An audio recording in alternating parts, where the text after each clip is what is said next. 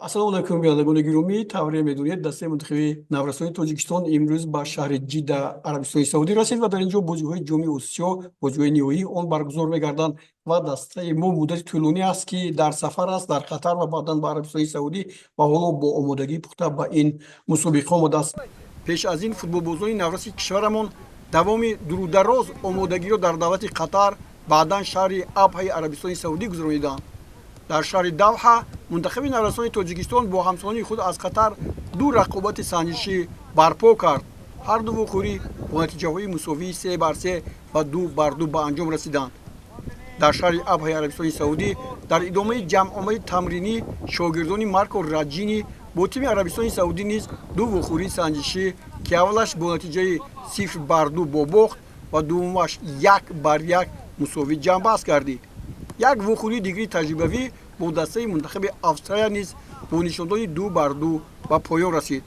акнун дастаи мунтахаби Тоҷикистон дар бозиҳои ниҳоии ҷоми Осиё 2025, ки аз 3 то 20 апрел дар Арабистони Саудӣ баргузор мешавад, дар гурӯҳи Д бо дастаҳои мунтахаби Умон 5 апрел, Кореяи Шимолӣ 8 апрел ва Эрон 11 апрел рақобат мекунад. Марко Раҷини бозигарони зериро дар ҳайати даста боқӣ гузошт, ки шарафи Тоҷикистонро ҳимоя хоҳанд кард.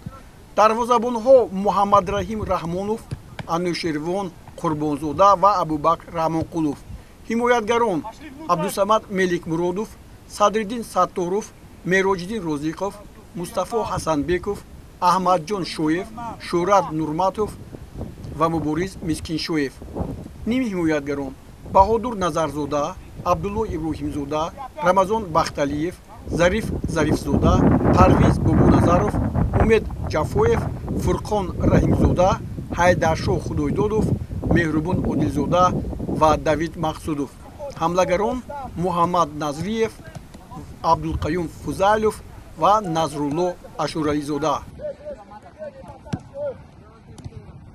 бо ман дар тамос ҳоло Фаридун Шарифзод, яке аз рӯзноманигорони телевизиони варзиш собиқ ва ҳоло бо ин даста ҳастанд ва мехостам аз ин кас дар бораи дастаи мунтахаби Тоҷикистон, ки ба бозиҳо шурӯъ мекунад ва 5 апрел бозии аввали мо ҳаст, бишнавам.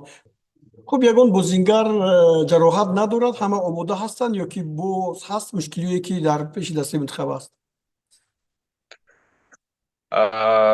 на, худбахтона ҳеҷ кас ҷароҳат набардоштааст, ҳама омода ҳастанд. албатта буданд баъзе миллатбардории кӯчак, вале онҳо бартараф гардиданд.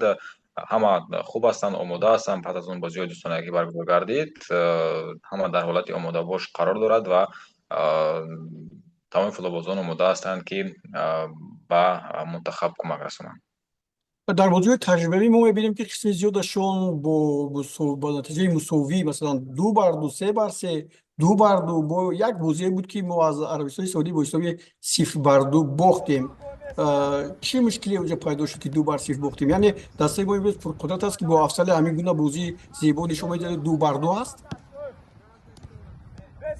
خب باید اشاره کنیم که البته بازی‌های دوستانه این همه بازی‌های سنجشی هستند. قبل از همه یعنی در آن مربیان هر یک فوتبالباز رو میسنجند، میگیم تاکتیک‌های نوی خود، آن چیزهایی که می‌خواهند امتحان کنند در رفته بازی‌ها رو میسنجند. به همین خاطر قبل از همه برای در چنین بازی‌ها البته سنجش فوتبالبازان، سنجش آمادگی جسمانی آنها مهمتر است، چون که اینها بازی‌های سنجشی هستند.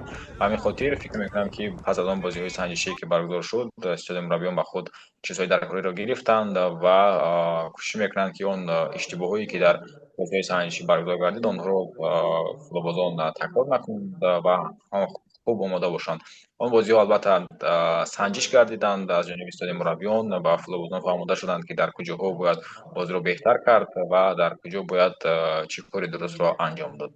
تشکر زیاد. محمدجان نظریف در قسمت‌های دوم با میدان اومد. چرا من نمی‌دونم، اما در این بازی‌های دوستانه که از هیئت اولیه با میدان اومده، که اول از شروع بازی با میدان اومده بودیم نه؟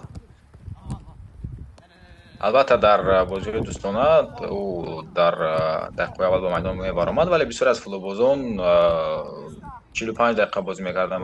بعضی از آنها قسمت دوم وارد میدان می‌شدند و آن 23 нафаре ки дар ҳайат буд, ҳамаи онҳоро мураббиён аз санҷиш гузаронданд, ба ҳамаи онҳо дар бозии дӯстона вақт доданд ва диданд ки кадом бозингор то кадом андоза омода аст ва хулоса зарурии худро аллакай баровард.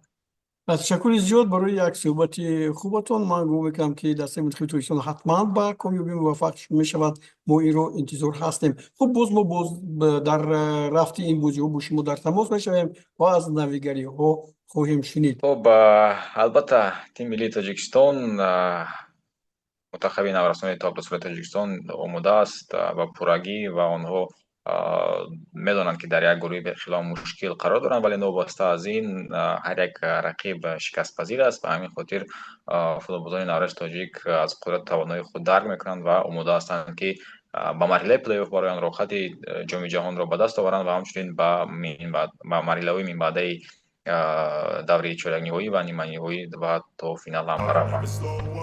I don't take shit, I got no love for the fakeness. If you wanna play tough and wanna hate this, I wanna show up. I don't ever slow up, no I don't take shit. I got no love for the fakeness. If you wanna play tough and wanna hate this, I'll always show up and make it right.